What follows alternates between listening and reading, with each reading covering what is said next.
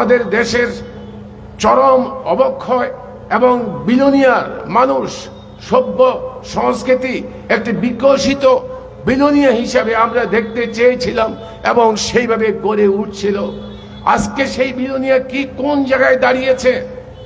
BJP তীব্রামথা আইপিএফটির জোটের সরকার এই রাজত্বে বিলোনিয়া অসভ্য বর্বরের রাজত্ব কায়েম হয়েছে।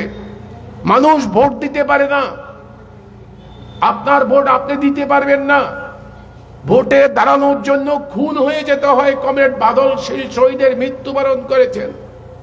যেই রাজ্যে ভোট হয় না, পঞ্চায়েতের ভোট হয়নি, আমাদের পাশে উদয়পুরে সেই ভোটে হয়নি, যেখানে ভোট তাকে প্রধানমন্ত্রী পরশুদিন পুরস্কৃত করেছেন সর্বশ্রেষ্ঠ পঞ্চায়েত হিসাবে এই নির্বাচনের জন্য। নির্বাচনে কোনো প্রতিদ্বন্দ্বিতা নেই, ভোট নয়।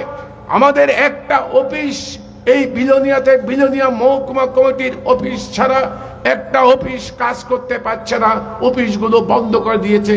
আমাদের নিজের পয়সায় কেনা জমিতে আমরা বাড়ি করেছি, সেই বাড়িতে আমরা অফিস চালাতে দিচ্ছে না। অসভ্য বর্বরের রাজত্ব কায়েম করেছে। আপনারা রাস্তা ঘাটে, হাটে, মাঠে, ময়দানে কি দেখছেন? সন্ধ্যার পরে কোনো ভদ্রলোক, কোনো ভদ্র মহিলা রাস্তাঘাটে যেতে পারেন না। আমি জিজ্ঞেস করেছি কয়েকজন ব্যবসায়ী বন্ধুদের আমার পরিচিত, কি ব্যাপার আপনারা দোকানপাট বন্ধ করে চলে যাচ্ছেন? বিলোনিয়া তো এমন ছিল না, কে আসবে কিনতে দাদা? হঠাৎ করে ক্যাশ ব্যবসাটা সহ নিয়ে যাবে। আমাদের এরকম অবস্থা তো ছিল না। একটা সংস্কৃতি ছিল, সভ্যতা ছিল, মান্যতা ছিল, মানুষের প্রতি মানুষের মমত্ববোধ ছিল। আজকে এমন জায়গায় তাদের নিয়ে গেছে। আমাদের ছেলে মেয়েরা, এদেরকে তার মা হাসপাতালে, তার বাবা চিকিৎসার ওষুধ কিনতে পারছে না, চিন্তা করার সুযোগ নেই। নেশার সামগ্রীতে তাই সে মত্ত হয়ে গেছে। যখন একটা ইঞ্জেকশন নেয়, যখন একটা ট্যাবলেট খায়, সে ভুলে যায় আমি বেকার, আমার মা হাসপাতালে আছে, আমার বাবা কাজ করে মার জন্য ওষুধ কিনতে পারে না।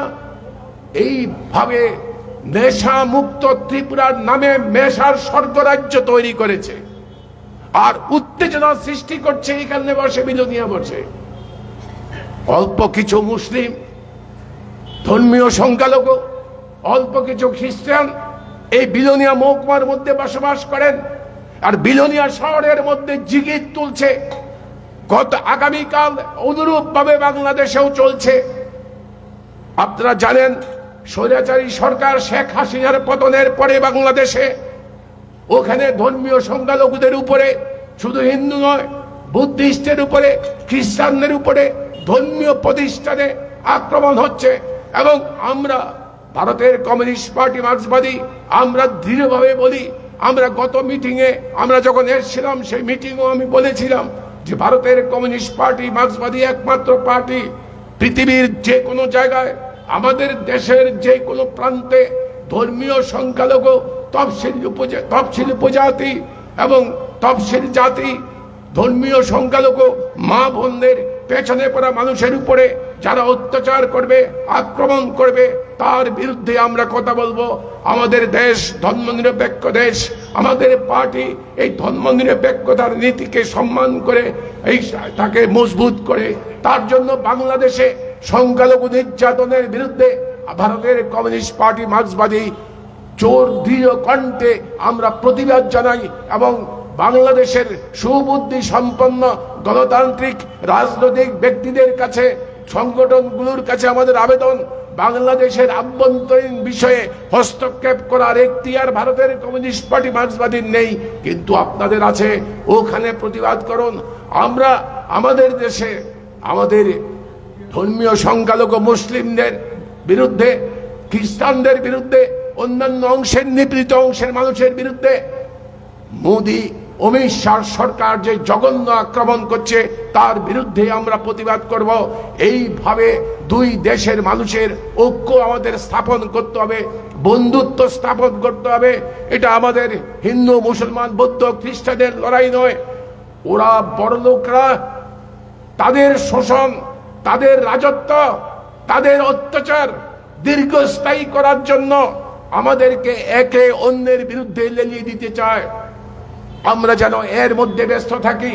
আমাদের যুবক যুবতীরা চিন্তাই যেন করতে না পারে, কৃষকরা যেন বুঝতে না পারে তার পান নষ্ট হয়ে গেছে, তার আলু খেতে এবার হবে না, কৃষকদের বীজ দেওয়া হয়নি, সারের দাম 3 গুণ হয়েছে, ইউরিয়া, পটাশ, সুপার ফসফেট, এই কথা চিন্তা করতে পারবে না। লড়িয়ে দাও, ঝগড়া বাজিয়ে দাও, মুসলমানের বিরুদ্ধে ঝগড়া বাজিয়ে দাও।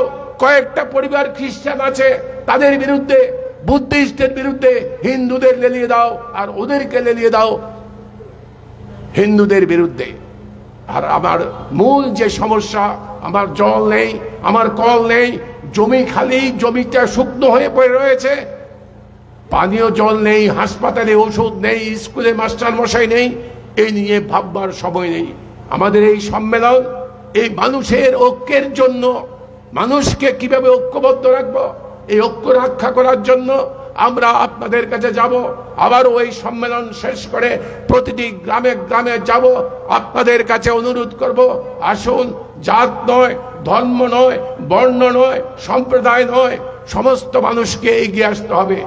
মায়েরা, বোনেরা বিলোনিয়া রাস্তায়, আগরতলা রাস্তায় চলাচল করতে পারেন না, গলার হাটটা ছিনতাই করে নিয়ে যায়।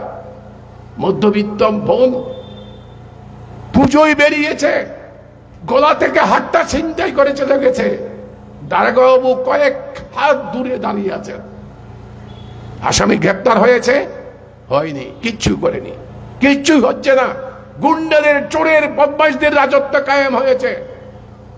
কাজেই এই অবস্থা থেকে প্রতিকারের জন্য চাই গণতন্ত্রকে পুনরুদ্ধার করতে হবে। আমাদের মানুষের কথা বলার অধিকার, ভোট দেওয়ার অধিকার, সংবাদপত্র প্রকাশ করার অধিকার, এই স্বাধীনতা আমাদেরকে ফিরিয়ে আনতে হবে। এই পুনরুদ্ধার করতে না পারলে পরে আমার রুটি রুজি, অন্ন, বস্ত্র, বাসস্থান, আমাদের অধিকারগুলো রক্ষা করতে পারবেন না। মায়েরা, বোনেরা সম্মান, ইজ্জত নিয়ে বাঁচতে পারছেন না।